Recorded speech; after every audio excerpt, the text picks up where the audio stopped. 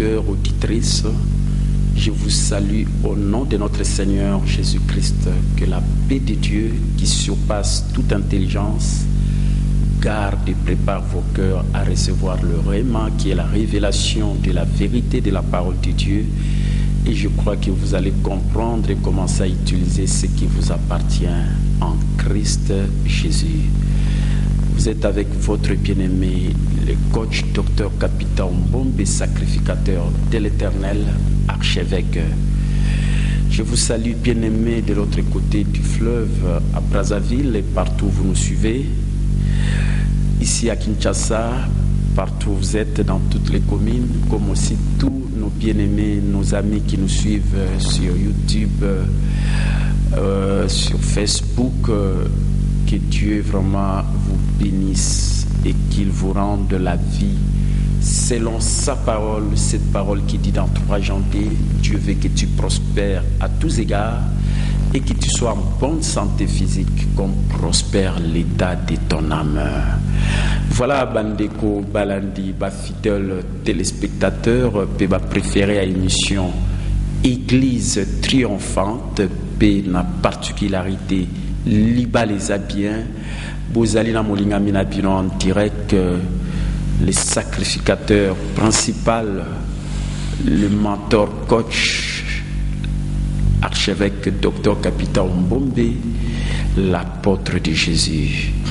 Na pesi binombote ndenge na lobikuna bandeko bozala ngambo ya fleuve na Congo Brazzaville awa na Kinshasa bisika nyonso tubozwani ezala bandeko bozolanda biso na télévision ndenge bozomona biso en direct ezala ba oyo bozali na radio tika ete po boyebaki bozali kolanda ngai na radio pe bokoki kobenga ntango bokolanda makambo nazali kopartage na mokolo na lelo 099 99 370 79 099 99 370 79 089 555 70 42 089 555 70 42.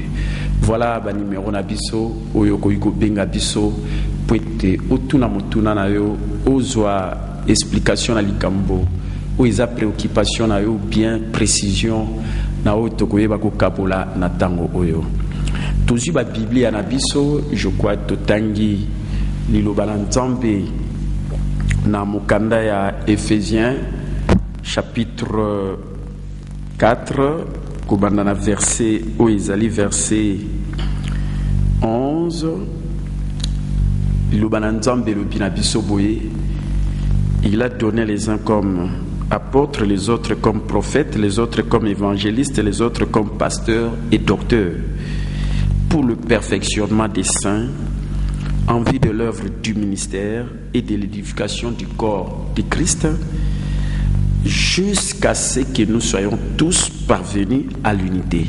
Et pas des ali na intervention, jusqu'à ce que nous soyons tous parvenus à l'unité de la foi et de la connaissance du Fils de Dieu, à l'état d'homme fait, à la mesure de la stature parfaite de Christ. Amen. Voilà, bandeko balandi ba fidèle téléspectateur, touti kotanga makomi o eza kolobela biso tina ya o ezali ba don ministère ndenge Nzamba bengaka bato na le don ministère, ba ministère d'autorité, apôtre, prophète, évangéliste, pasteur et docteur. Après kolobela biso ezali but ya ministère pour le perfectionnement des saints en vue de l'œuvre du ministère et l'édification du corps de Christ, et le objectif où ils allaient à ministère jusqu'à ce que nous soyons tous parvenus à l'unité de la foi. Amen. Alors, partie à Motuya, l'intervention dans Mokona, les allés jusqu'à ce que nous soyons tous parvenus à l'unité. Et voilà pourquoi dans Mokona Lelo, d'une façon particulière, dans l'Inkolobela, où ils allaient, il y a solo association confessionnelle, où il y a une communion universelle des sacrificateurs, qui se, où il y a une semaine, où il y a une zolo balelo, mokolo ya mercredi, où il y a le 12 février 2014, mais il y a vendredi, où le 14 octobre 2014, jour pour jour, Kobanda le 14 février 2002 ti mokolo ya le 14 et le kilobi février 2014, 12 ans d'existence. Il y a association confessionnelle, regroupement où ils allaient à Basali Nzambe, Oyo et Kokisaki 12 ans Petofeta Kiango, mokolo ya mercredi le 12 février, où ils allaient à mokolo ya rencontre na biso chaque mercredi na communion universelle des sacrificateurs na Banalia numéro 34 na commune à Kassavou et pas siège à église L'amour triomphe toujours comme il y a communion universelle des sacrificateurs et Bikozouama. Amen. Je crois que 12 ans d'existence, Eza et Loko Eza et à Solo Mukeme, Eza et Motouya, surtout pour l'association Oyisangi Sarabasel et Nzambe, ce n'est pas facile parce que Nazali une expérience nango et na semaine oyo na sepelika kate Oyizali 12 ans à communion, mais aussi 16 ans il y a ministère Réma, c'est-à-dire capital Ambombe Ministries, 16 ans nango oyo depuis banda nandako mokolo ya le 8 février 1998 98 et le 8 février à semaine utiko le kapuna ezalaki 2014, c'est exactement 16 ans il y a ministère Rema Capital Mbombe Ministries où ils ont au moins 7 branches d'activité. Et la plus grande branche ils allaient église L'amour triomphe toujours où ndenge ministère la personne à pasteur capital tango banda il optomo et banda qui le 8 février, mais pour l'église toko fêter le 8 mars où il considère la journée internationale de la femme le 8 mars 2014, 16 ans d'existence, il y a Église L'amour triomphe toujours. C'est pour dire que Église L'amour triomphe toujours, c'est une église forte parce qu'ils ont un pasteur nango et un banda nango plus de 15 ans, lelo 16 ans. Église L'amour triomphe toujours. Bandana visionnaire nango, c'est lui qui m'a appelé Dieu et Oyabanda qui œuvre en Nangai, il l'achèvera jusqu'au jour de notre Seigneur Jésus-Christ. Donc Nazanaba et Sengoyaba Feti, il y a ministère ma 16 ans, il y a communion universelle et Saint-Sabasali Nzambe 12 ans. Donc un bon témoignage, modèle, il y a copé ça et pas ina epelé na bateau. Ministère me bandaka na ndako ngai na chéri na Adolphine on a pu sambote siko liba les abiens na bana na biso na tango wana 5 lelo to na bana 6 i bandaka na ndako le 8 février 1998 na balabala Bosenga numéro 44 na Ngiringiri. Tout ça le premier culte le 8, deuxième culte le 15, troisième culte mondi mimoga mtaya qui ko rejoindre biso le 22 février 1998. Après Nzambe ndinga na mabongisi na ende bimisa inga na libanda na circonstance moko o ezaki matanga pe na consoler bateau après le 8 mars ndé et paille jour pour jour le 8 mars 1998 et le 8 mars 2014, 16 ans d'existence de l'église L'amour triomphe toujours. Église yo ils ont continué toujours à croître. N'a pas témoignage moko yakitoko pe modèle L'amour triomphe toujours. 15 ans d'existence. N'a habité ce qui appelle les alliés de Kwazo Bengabiso en direct. Allô? Allô? Allô? Oui? Oui, bonjour papa. Oui, bonjour. Bon, s'il vous plaît papa, pour le dérangement, attendez la voiture, on va être reposé au tournant mon corps. Oui? Mon tournant là, il a pour hein? Oui? Bon, imaginez-vous, il y a un couple qui est mort pour garçon mon corps à partir de 50 filles. Mais après ce moment, ça a été une fille, garçon qui n'a pas de la fille. Mais depuis que le garçon a un moment, il a continué de voir que c'est pas facile. Mais si c'est là que les garçons m'ont dit, si a continué d'occuper chez eux, pour venir rester chez les garçons. Si il y a eu d'accord au fan de garçons, ben pour dire que tu vas voir ma case, parce que tu as des garçons, garçons t'as des filles. Bon, si vous m'avez dit que garçons marocains n'a eu à faire, on va voir la fille, n'a mis ce moment de mon beaucoup à dans la beauté. ndeko azotuna motuna ndeko alingi kobala mwana mwasi mais sikoyo na maboko mbongo akobala mwasi eza te mais sikoyo soki abali aza na mbongo ta kobala mwasi mais sikoyo soki mwasi aye na kati ya ndako libala yango ekozala sikoyo ndenge nini donc obanda déjà na baproblème oyo bambongo ezangi je crois libala il faut mibongisa mpe malamu. Allô? Allô?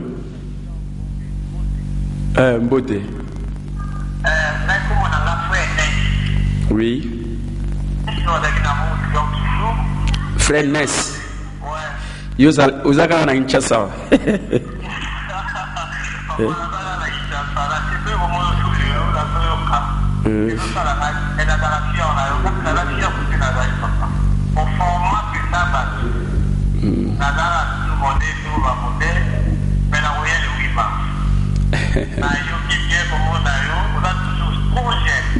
Ouais. Maintenant que ça 55 ans, on a fêté 55 ans dans le 31 juillet.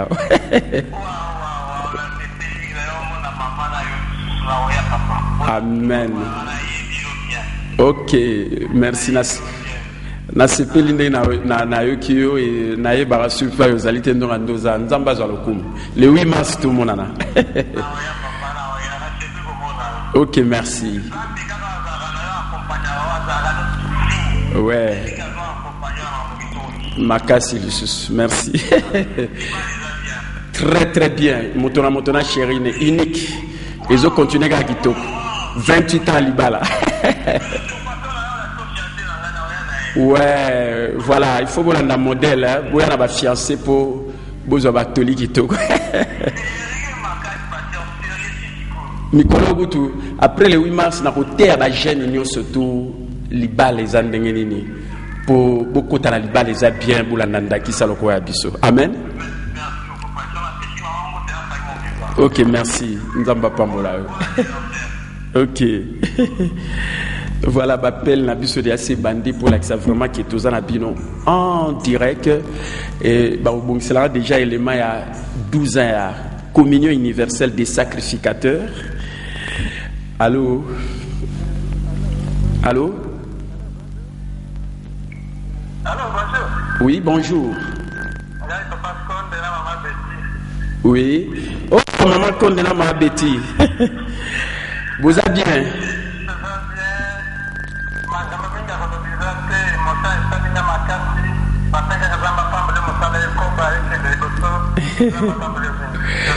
Merci, Nasepeli. Pesela maman Betty Mbote. Vous allez bien? Vraiment, Nzamba Zalokumu, merci. Ok, voilà. Voilà. Quelle joie, Yarokutana, Koyo Kabandeko, Bamboule Belé, ainsi de suite, Tozoko va très bien, Liba les a bien, Ngana chéri Nanga Dolphine, Motona chéri na 28 ans à Libala, Bitumba ezalate, Koswana ezalate, Tobonde la kaka nantampe, Libala suka elengi. Libala suka elengi. Tamba pambola. Et ça la bien, motona chéri na e kolo barema, kolo libaleza bien. Mikolo il faut te le bela libaleza bien pour tous on sabatu nanzela libaleza bien motona chéri na e. Ngana chéri nanga Dolphine mbutala batu bakomi ko benga ba jeune ba célibataire nazo bonisa mater ba célibataire bozo ba conseil bien pour boyer ba ko bala. Amen. Donc voilà, donc numéro na biso ya ngwana 099 99 370 79 089 555 70 42 et tout comme on a ba image ya communion tout à l'heure mais na lobby boyer na l'équipe a sali na nzambe ba oyo boyebi ke bozala na communion universelle des sacrificateurs ya solo fête na biso ya onde mte zongisi lisusu ba réunion na biso chaque mercredi donc mercredi ezo ya to zongeli ba réunion mais na sengi ba pasteur onyo surtout l'église na bineza na communion na sengi même ta ceux qui bozala na communion mais na lingi na eba il faut bozala en règle na l'état na ba biloko ba contrôle ezo salama c'est pourquoi boza invité vraiment tous les bandeko lobby vendredi après lundi oyo mokolo ya le 17 février na tongo 9h30 il faut vous en banali numéro 34 na commune à Kasavubu pour vous s'assurer si réellement bino ceux qui va y bino contrôle na ministère de la justice vous allez en ordre alors que vous en la communion tam surtout monioté rendez-vous ezali mokola lundi oyo le 17 pour na ba oyo boye ba quitter parce que esengeli to yeba kozala en règle na oizali à l'état alors vous avez la communion universelle vous avez la personnalité juridique nango l'amour triomphe toujours vous avez la personnalité juridique nango et ngamo nazoloba en tant que membre fondateur il y a église du réveil nazali moko il y a responsable et voilà pourquoi il faut toper sa banda kisa kitoko et c'est pourquoi ba oyo vous avez la plateforme oizali association confessionnelle communion ceux qui boye ba quitter beaucoup mon image il y a 12 ans à communion peut-être au kansaka communion ezalakate mais communion ezana ba style belé mikolo nous style désel qui to na ba formation et éducation financière pour te former ba entrepreneur et chéri nanga Dolphine ko former bato na métier oyo bato ba gagner ba vie ba comme ba entrepreneur et voilà ce que pour na ba sali na nzambe to zo ki moi temps to zo ki komona até et voilà fête auto ko sala mercredi il va réunir à pasteur Ezongi chaque mercredi mais d'abord il a bosso na communion to nito eba yo posa na acte na yo à contrôle ou ce qui tam sur bande de ministère à justice baleki ba ebi que est-ce que ba identifier que est-ce que peut viabilité zali à partir il y a où ezali communion universelle des sacrificateurs donc ceux qui osent en règle tout seigneur mon abisso mokolo ya lundi où on a banali numéro 34 dans la commune à Kasavu à partir à 9h30 ezali très très important amen et je crois que ba pasteur toujours zanabango toujours ko éduquer bango pe pour na koloba que ya solo to observer ba makambo bazo senga biso ba tapage nocturne diurne ngai moko tout d'ailleurs na rema ndakisa tant na yoka o no bat bazo chaba makele na butu na sali 16 ans l'église n'a dirigé 16 ans veillez tout ça une fois le 31 décembre au 1er janvier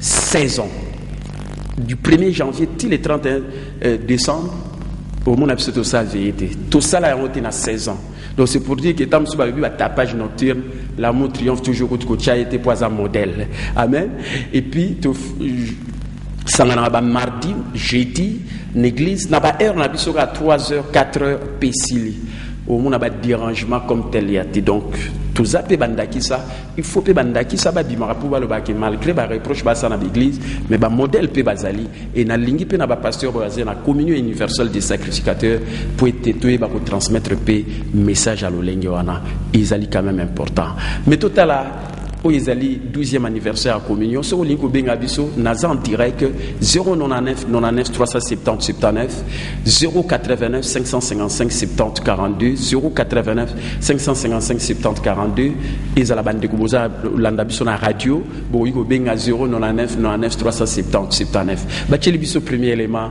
12e anniversaire à communion universelle la plateforme où est crédible où il saliba action et BLP ils sont palpables sur le terrain à résultat qu'on forme les leaders Makambo et Belé. Suivons. Antoine, pendant qu'ils avancent, nous avons vos acclamations.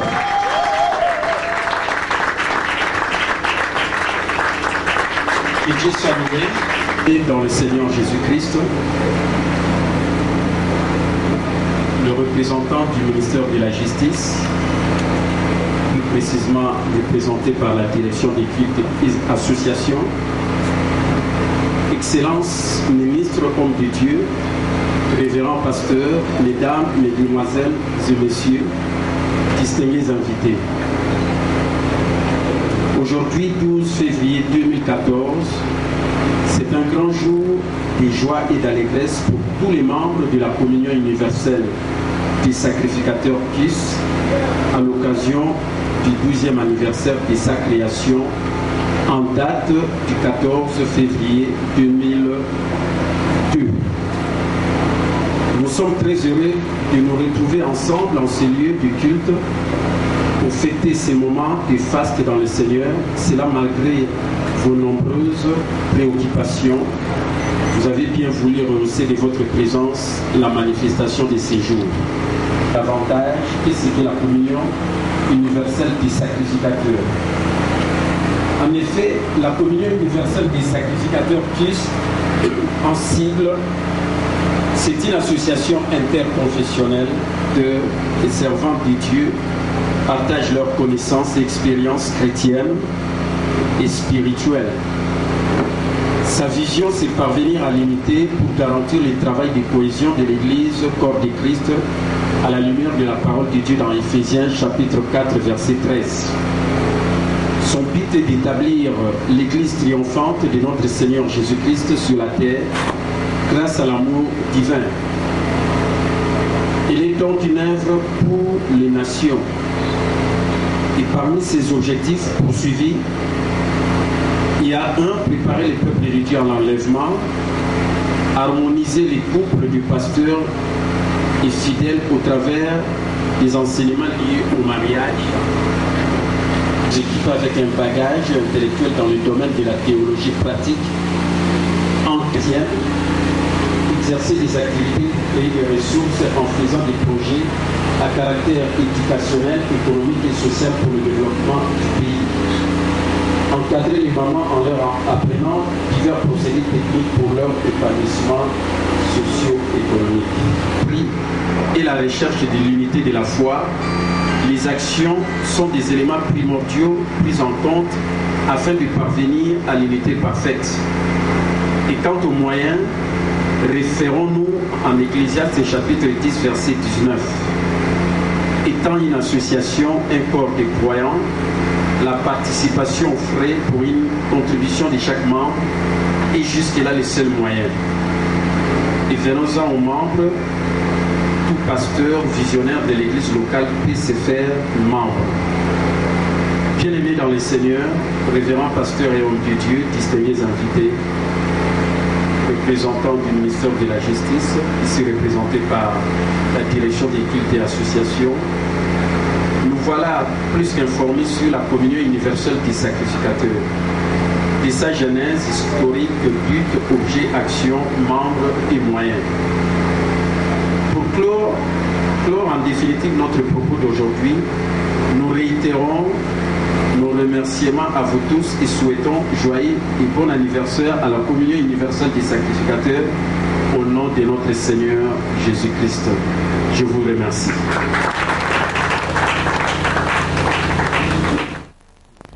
Voilà Bandeko Bolandi Wanezaki Monangaya circonstance à l'occasion du 12e anniversaire, il y a communion universelle des sacrificateurs, association confessionnelle, où ils ont la personnalité juridique dans le numéro 098, il y a le 1er avril 2011. Et Moussali Nzambe, peut-être Rosayo Moko, voilà association Koyuko Sangalana Baninga, communion universelle des sacrificateurs. Dans une église, l'amour triomphe toujours 16 ans. Mais voilà, communion universelle des sacrificateurs 12 ans. Après le lot, Tolingi pose en règle dans l'état, ce qui au monaki dans le bisoté, dans nos actes à contrôle où ils allaient à ministère à la justice. Les cas lundi au 9h30, na banalia numéro 34, na commune à Kasavubu. Et pas au koya na communion, na ba oui bozar na liste ya communion banda kala tout monde na souté. Liste na na établir selon ba oyo bazali pas en règle kuna na ministère à la justice. Ils a raté ba oyo bazaka ba membre. Peut-être qu'il y a un soutien au contribuer à rater. Et puis, aux appels en règle, étaient tous à la règle et qu'aux acquittos à mingi. Donc, voilà, communion universelle des sacrificateurs. Donc, on a fêté, fêté mi balé à ministère et ma 16 ans. Il y a communion au 5 Sabassène en de 12 ans. Donc, fêté belé, et tout le monde témoignage où ils allaient à communion universelle des sacrificateurs. Nous avons le en direct 099 99 370 79 099 99 370 79 089 555 70 42. Amen. Donc ce que bengi biso ezala oza kolanda na radio tokoye ba ko répondre so za pena motuna ya kotuna en tant que pasteur côté ya libala eza bien tamsio ayo amikakatano kolo libala ye aza en direct otuni poyope libala na ezala kitoko pena yembe la bilonzembo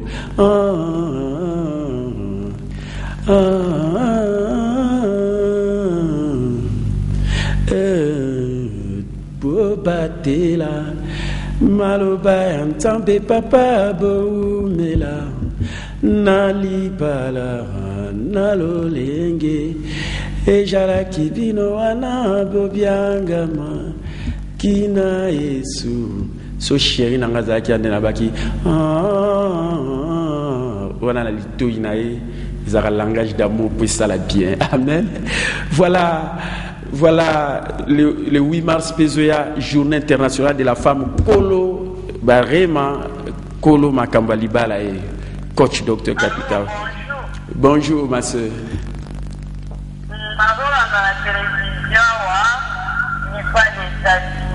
Oui.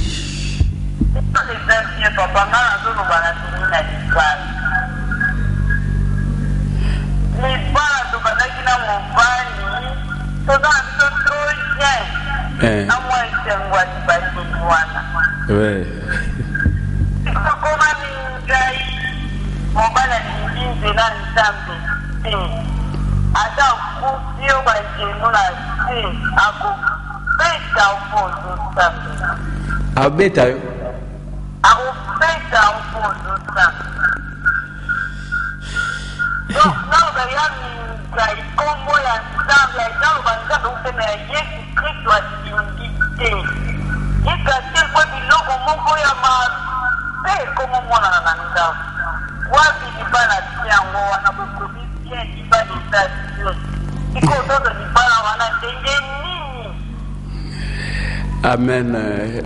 Oui, liba les arabes bien, mais négalement le bien arabe bien koleka katina Yesu Christo. Négalement na katina Yesu. Vraiment prière na nzamba sa la grâce pe mobile no za katina Yesu pour vivre liba les a bien.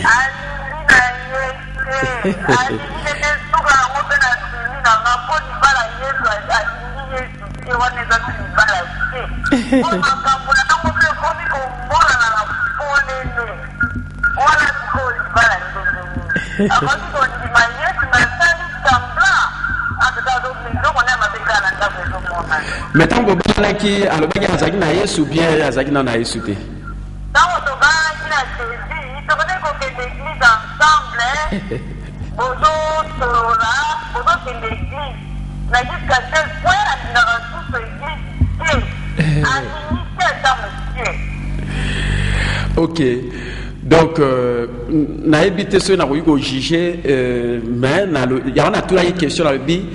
Est-ce qu'Azaki dans le Seigneur? Parce que mon Bible peut sa condition que Azali croyant, Azali fidèle, aye bako zalana o Azali croyante. Donc condition pendant le bosser zalaka o linko balana naye azala dans le Seigneur. Bon peut-être dans le Seigneur, mais ce qu'on a changé. Je crois que moto nzambeka moto akoyiko sala grâce que na bola munaye o koyiko na kisa nzambe pa inaye. Et qu'on va nous on en appelle comme ça, on continue à répondre. Ok. Allô? Allô? Oui, bonjour.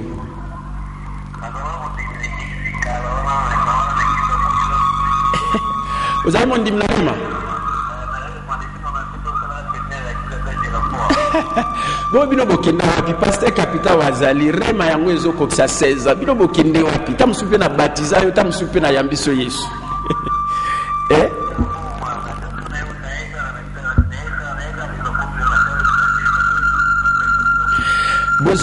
bozongela pasteur Capital wazali pasteur Capital wazali moto a memi bino na Yesu église ezali mais bozokende wapi naza responsable ba am na bino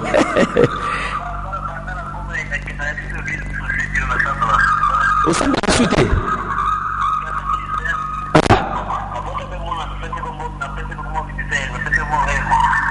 Mais pourquoi que la église mais on a l'église na rema la mon triomphe toujours na mon lobby na sepela la mon ayo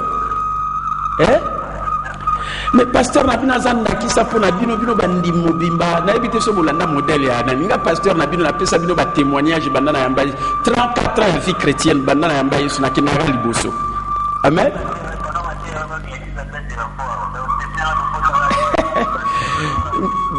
un séminaire il y a un dimanche après qu'on a un séminaire à l'occasion à 16 ans Réma. On a un thème combat spirituel ou bien combat de la foi. Voilà le séminaire on a voté. On a voté dernièrement ministère de délivrance selon Jésus. Mais si on a voté à combat spirituel ou bien combat de la foi. Mais déjà la petite réponse c'est à combat de la foi parce que Jésus ça bundi sa diable a bétaillé après l'ongana izale l'ongana biso. Amen. Bozonga na rema. Ba ko nyoso tout bolonga na rema. Naza ko s'adresser na bino. N'habite ceux qui m'appellent le bolanda pour passer. N'habite ceux qui m'appellent capital pour acha bino na nzela. Pour la pengwite mais bino na mona mino mingi bo pengwi.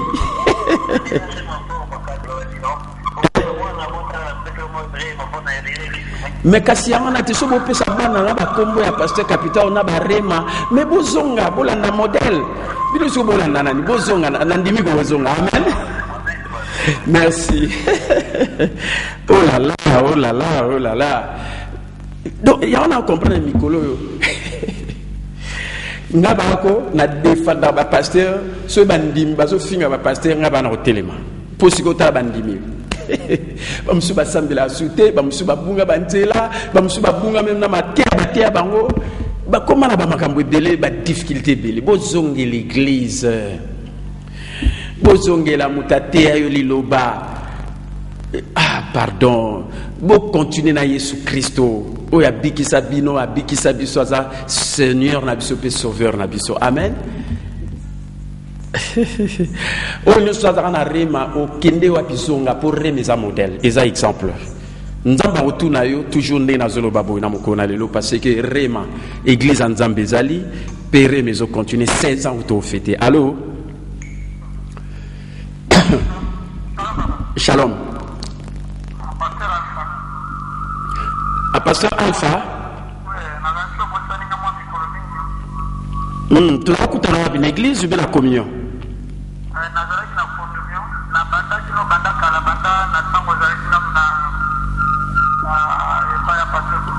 En tant qu'ancien des anciens. Il faut le bien pour exemple un modèle ancien des anciens. Amen.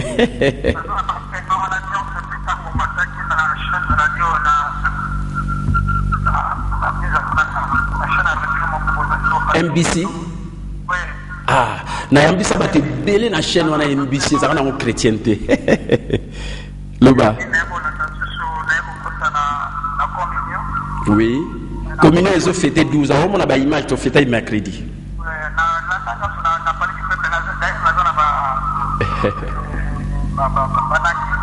Oui.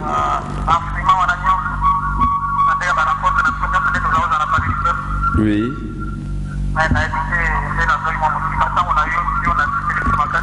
Bozonga ko zonga communion ezali 12 ans. Hein? Oui. Ah chérie na yo liba les habits.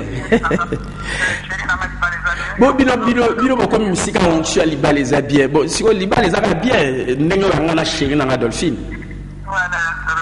Eh pour la chérie na les habits 28 ans liba là.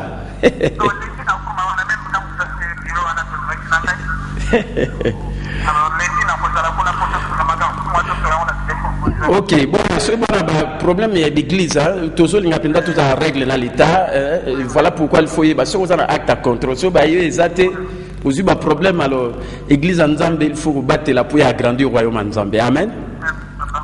Ok. Ok, donc toujours on va pasteur lundi, le 17 à 9h30 na Banalia 34, tous à 9h 11h et mercredi tous on y a réunion à communion chaque mercredi à partir à 9h30. Merci. OK. OK. Merci. L'enseignement on Zokoba, aux ana barémiste.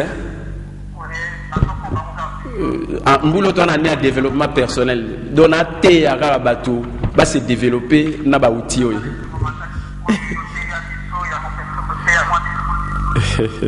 Merci na témoignage, merci. OK, toujours continue.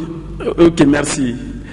Batia la personne na témoignage à communion total na nous en même temps ceux qui m'ont tourné zali okoki ko tuna tokoye ba ko peso yano ba tshela biso ba partie à témoignage tolanda 12e anniversaire à communion d'ailleurs côté na ba plateforme et umeli pe mingi amen. Pourtant balobi ozanga mbongo te pour toza bazu pour mosala nzambe nyonso aza mozu yango na pamboli mama nanga nzambe apakisela ebele nzambe aprotéger ye apesa ye susu boye bikoleka pour ntango nyonso akoba kopesa biso maye oyo ye aza nango yango napesi merci na libota babimba ya kis bandeko nyonso tozalaka na bango bapasteur baprophétesse niyo nyonso napesi mbote na kombo na yesu nzambe apesa biso so makasi totelema tokende liboso po te bongo na fasono na kombo amen. Il est écrit dans le livre des Proverbes que le paresseux ne rôtit jamais son gibier. Il est multisystème, il est multistandard. Il peut te vaquer, il peut encore te compléter autre chose à faire, outre ce que tu es, homme de Dieu. Amen. Témoignage Moussousou. Nalinga papa ndombe mbombe makasi. Pone loko moko. Oye komi rare na Congo, l'église à Congo, amen. Adato la kana munogone chaque jour, chaque fois que l'église est triomphante. Amen. Et là on a ça à son akena ke fona zonga parce que asa mutu moko na yoka ke a témoignaga église c'est longa. Donc l'église est longa. Ndelo ko sala kena kanga mana ilo amen. On a se battre délivrance moi comme aussi les team colonie. Ayébité, bademo Congo basila gati, l'esprit des morts basila gati. Loba amen. Si qu'on sait que comme Jésus, tout le sait qu'on a Jésus, ça n'impacte une église. Alléluia. Donc yango sala qui était na kei, fona zonga na makola chevêque parce que azamutu moko na yoka na monoko na que église azamutu et si longa ndenge Jésus longa. Yango moni na zonga katamunos. Kapesi nzambe merci. Je n'avais pas d'humain. Mais il était tout le temps dans le désert. Mais curieusement, nous avons vécu. Poussé au moyen du Jourdain. Il recevait les gens. Il leur disait, écoutez, moi, je vous baptise du baptême de la repentance.